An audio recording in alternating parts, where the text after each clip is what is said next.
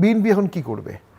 এখন যদি দেশে কোনো কারণে আওয়ামী লীগ স্ট্রং হওয়ার সম্ভাবনা থাকে সামনে, বা শেখ হাসিনা ফিরে আসার চেষ্টা করে, উনি বলছেন যে উনি ফিরবেন ডিসেম্বরে, আপনি কি মনে করেন যে উনি আসলেই ফিরবেন? সেটা আমি একটু বলছি। সেটা যদি ফিরে আসার সম্ভাবনা থাকে, তখন বিএনপির জামাতের ভিতরে ঢুকে যাওয়া অথবা তাকে অ্যালাউ করা অথবা একটা পলিটিক্যাল সমঝোতা করা যৌক্তিকভাবে, এই দুটোর কিন্তু কোনো বাইরে কোনো বিকল্প নাই। বিএনপি এখন কী করবে? বিএনপি কি জামাতের পকেটে চলে যাবে নাকি অল ইনক্লুসিভ রাজনীতি করবে? আমি তো মনে করি বিএনপির জন্য অবশ্যই অল ইনক্লুসিভ রাজনীতি করা প্রয়োজন। কারণ যখনই সে বিএনপি জামাতের পকেটে ঢুকে যাবে, জুলাই সনদ, জুলাই অর্ডার সব কিছু তাকে বাধ্য করা হবে করতে, এবং সেটা বিএনপির জন্য একটা সুইসাইডাল হবে, এবং জামাত তখন বিএনপিকে খেয়ে ফেলবে প্র্যাকটিক্যালি। এখন শেখ হাসিনা যদি ফেরত আসে, এটা তো সহজ বিষয় না। উনি স্বীকার করুক না করুক, রক্তের দাগ ওনার আমলে লেগে গেছে, ওনার দায় এড়াতে পারছেন না। উনি রায় হয়ে গেছে প্র্যাকটিক্যালি। যদি উনি আজকে বাংলাদেশে ফেরত আসেন, ওনাকে কন্ডেম সেলে থাকতে হবে অ্যাজ অফ টুডে। আপিলের টাইমও শেষ হয়ে গেছে, রিভিউ করতে পারেন, আর appellate division under article 104 complete justice করে তাকে আপিলের সুযোগ দিতে পারেন। যদিও আমি মনে করি সরকার তাকে আপিলের সুযোগ দিবে, যে কোনোভাবেই হোক, প্রসেস বের করে। এখন উনি যদি আসতে চান, যেটা হতে পারে, উনি টিকিট কাটলেন, টিকিট কাটার পরে উনি প্লেনে উঠবেন কিভাবে? ডকুমেন্টসটা কোথায়? ডকুমেন্টস তো তার কাছে নাই। বর্ডার দিয়ে আসবেন, ঠিক আছে, বাংলাদেশ বর্ডার খুলে, ইন্ডিয়ান বর্ডার খুলে দিলে উনি হেঁটে চলে আসলেন, বাংলাদেশ বর্ডার তাকে কোন বেসিসে ভিতরে নেবে? সো ইভেনচুয়ালি এটা আলোচনার বিষয়। আলোচনা করে ডকুমেন্টেশন করেই তাকে আনতে হবে, তাকেও ডকুমেন্টেশন করেও আসতে হবে। যেটা ঘটেছে, উনি যখন বললেন আমি আসব, it has created A tsunami impact. বাংলাদেশের মিডিয়া সব কিছু টোটাল এটা নিয়ে আলোচনার মধ্যে, এর বাইরে কোনো আলোচনাই নেই ফর লং টাইম। উনি যে আসতে পারেন সেটার সম্ভাবনা আছে। 111-এও আসছিলেন, জিয়াউর রহমানের সময় উনি আসছিলেন। তো এখন প্রেক্ষাপট সম্পূর্ণ ভিন্ন। রাজনীতিবিদের ফিরে আসা নিয়ে অনেক ঘটনা ঘটে। নেতাজি সুভাষচন্দ্র যখন নিরুদ্দেশ হলেন 1945-এ, এরপরে 20 বছর পর্যন্ত পশ্চিমবঙ্গের মানুষ ভাবতেন নেতাজি সুভাষচন্দ্র বিশাল এক লেভেল আর্মি নিয়ে আসবে, সমস্ত কিছু উদ্ধার করে উনি আবার আজাদ ফৌজ করবে। তো সেগুলো কিন্তু হয়নি।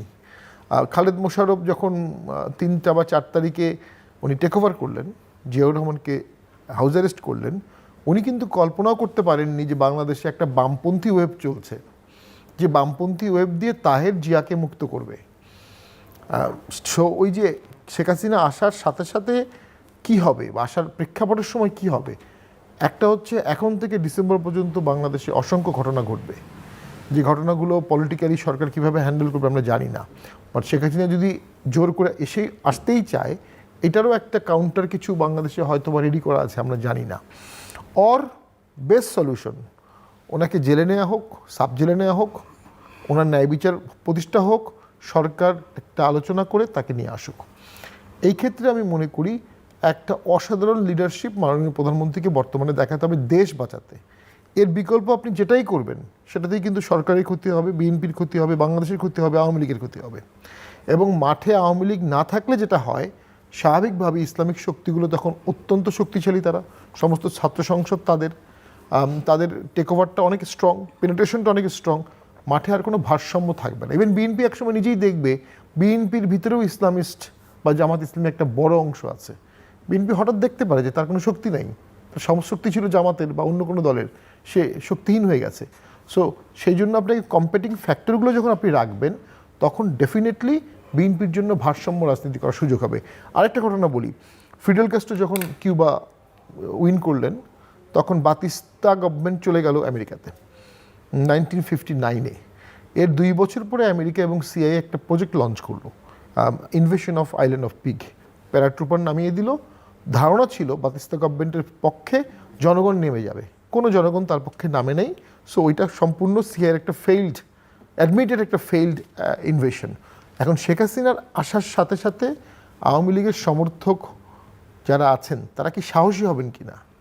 যদি তারা সাহসী হন, তাহলে তার আসার প্রজেক্টটা সফল হবে। আর তারা যদি সাহসী না হন, তাহলে অবশ্যই ডিসেম্বরের পরে শেখ হাসিনার রাজনীতি একটা বড় ধাক্কা খাবে, কারণ উনি একটা ডেট বলে দিয়েছেন রয়টার্সের সামনে। তো আমার ছোট লিমিটেড আন্ডারস্ট্যান্ডিং ল নিয়ে যেটা বুঝি, যে উনি এন্ট্রি লফুলি পাবেন না, এটার সম্ভাবনাই বেশি। এইটার সম্ভাবনা বেশি। না কেন উনি যদি ঢুকতে চান এবং কেন বন্দি বিনিময় চুক্তির মাধ্যমে না হস্তান্তর এমনি ধরলাম ওনাকে ছেড়ে দিল, উনি চলে আসলেন, তো উনি দেশ থেকে চলে গেছেন, তাকে তো এবং দণ্ডপ্রাপ্ত আসামি তাকে তো গ্রেফতার করতেই পারে বর্ডার গার্ডসরা। হ্যাঁ, বর্ডার গার্ডস তাকে গ্রেফতার করতে পারে অবশ্যই। তো সেখানে তো পাসপোর্টেরও দরকার হবে বলে আমি মনে হয় না। বন্দি বিনিময় চুক্তি তো করে রাখছে মানে শেখ হাসিনা। ব্যাপারটা হচ্ছে যে বর্ডার গার্ডসের তো এই ক্ষমতা নেই, এটা তো একটা অর্ডার উপর থেকে পুলিশ আসতে করবে হবে। বা ইয়ে করবে যে ওর তো বর্ডার passport গার্ডস নাই। ধরে উনি যে শেখ হাসিনা এটা বর্ডার গার্ডস বুঝবে কিভাবে? তো এগুলো অবশ্যই আইনগতভাবে অনেক ব্যাখ্যা হবে। উনি বন্দি বিনিময় হতে পারেন, সমস্যাটা হচ্ছে ভারত তাকে বন্দি হিসাবে ট্রিট করছে না। বন্দি হিসাবে ট্রিট না করলে বন্দি বিনিময় কিভাবে হবে? আমার লিমিটেড আন্ডারস্ট্যান্ডিং ভারত তাকে প্যাট্রিয়েট করবে না বন্দি বিনিময়ের আন্ডারে। ব্যাপারটি আশা হতে পারে উনি আসবেন, সারেন্ডার করবেন, অথবা একমাত্র উনি আসতে চাইলেই আশা হবে, যেটা বোঝা যায় যে ভারত এবং তাকে ভারতের এমনি দেবে না। ইতিমধ্যে ভারতের পররাষ্ট্র মুখপাত্র বলেছেন যে ভারত এটা জানে না বা এ বিষয়ে কনসার্ন না। তো উনি যদি আসতে চান ওনাকে জেলে যেতে হবে। এখন সেটার জন্য উনি প্রস্তুত কিনা, এবং ল অনুযায়ী কন্ডেম সেল, তো সবে আসলে সেটা সরকারের জন্য এবং আওয়ামী লীগের তো সিংহভাগ নেতৃত্বই দেশের বাইরে। হ্যাঁ, মানে উনি একা এসে কি করবেন, আর বাকি যারা অসহায় নেতা কর্মী সমর্থকরা আছেন তারা ঝাঁপিয়ে পড়বেন, এটাও আমার মনে হয় কতখানি এটা বলা মুশকিল। বাট আমার কাছে মনে হয় একটা অংশ আসতে পারে। উনি এর আগে যখন জিয়াউর রহমানের আমলে আসছিলেন তখন কিন্তু এয়ারপোর্টে ম্যাসিভ কিন্তু সেটা কিন্তু সরকারের সমর্থন ছিল, সরকারের অ্যাটলিস্ট বাধা সহযোগিতা ছিল, ছিল না, সম্পদ বুঝাই দিচ্ছে। সম্পদ বুঝাই দিয়েছে। আর এর মধ্যে তো একটা আন্দোলন হলো জুলাইতে, এটার প্রেক্ষাপটে হবেন। তো আমি মনে করি না যে এটা একদমই লোক হবে না, ব্যাপারটা এমন না, আবার ব্যাপক লোক হবে এমনটা না। বাট এটা ডিপেন্ডস করবে from now July to November দেশে কি কি ঘটে। এখন যে একটা ছাত্র আন্দোলন হচ্ছে, এটাকে বিচ্ছিন্ন ঘটনা হিসেবে দেখার কোনো সুযোগ নাই।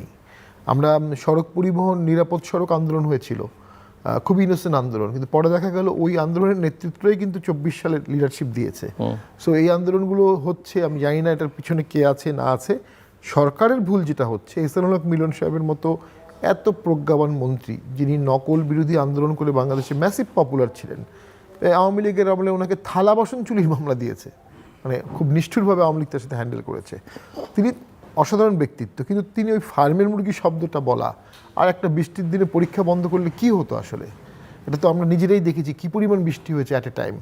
তো ওই ক্ষেত্রে আমি মনে করি উনি ইল অ্যাডভাইসড, এবং ওই ক্ষেত্রে গভর্নমেন্ট তার নৈপুণ্য দেখাতে পারছে না। তাৎক্ষণিক সিদ্ধান্ত নিয়ে জনগণকে সাথে রাখা, এই ক্ষেত্রে সরকারের ঘাটতি দেখা যাচ্ছে।